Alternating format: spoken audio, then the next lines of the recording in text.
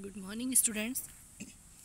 Myself, Dr. Neetu Singh, Assistant Professor in Physics, Government Nagarjun PG College of Science, Raipur, Chhattisgarh. So today we are going to discuss about antenna array.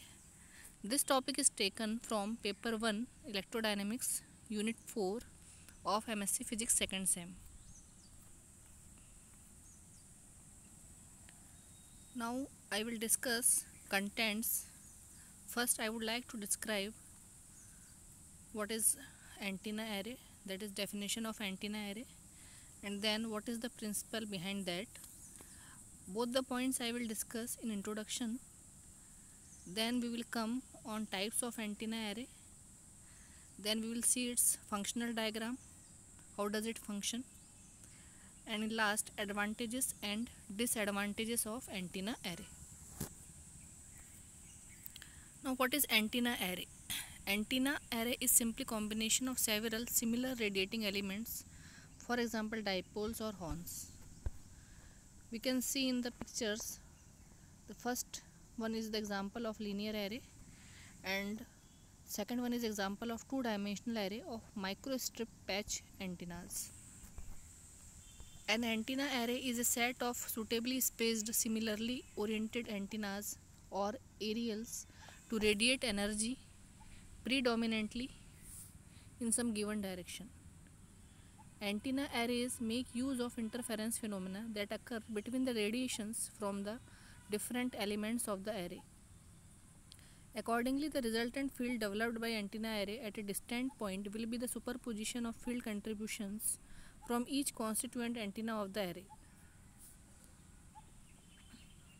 There are two types of arrays. The first one is broadside array. It exhibits the marked directional properties in horizontal plane and in a direction normal to the line of array. Here we can see this in diagram. Then the second one is the end fire array. It exhibits the marked directional properties in horizontal plane and in a direction along the line of array. The radiation from each constituent antenna is given by ER is equal to E maximum sin n psi by 2 upon n sin psi by 2. Here we can see the parts of antennas. It consists of two parts, transmitting antenna and the receiving antenna. So here the generator of transmitter left side, tapered transition we can see and E lines. Then it is received by receiving antenna, in which again we can see the tapered transition and the guided TEM wave. So this region is known as transition region of antenna. Both sides we can see this region, and in between we can see free space wave radiating in 3 dimensions. From figure it is clear. In next figure we can see that path difference between radiations form the consecutive antenna at a distant point P, which is d cos phi.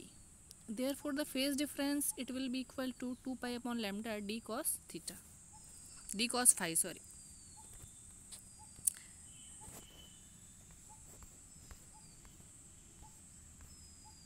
If alpha is the progressive phase shift between elements, that is it is the angle by which the current in any element leads the current in the preceding element, then the resulting phase difference between fields from two consecutive antenna it will be given by psi is equal to 2 pi upon lambda d cos phi plus alpha. We can also see advantages and disadvantages. The advantages: possibilities to control electronically, then direction of maximum radiation, then directions of nulls, beam width, directivity and levels of side lobes.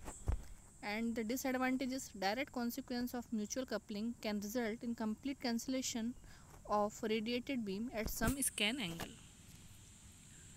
So we have taken these from Satyaprakash, book of Satyaprakash, Electrodynamics of Moving Charge and Radiating Particle, and images are taken from Google. Thank you very much.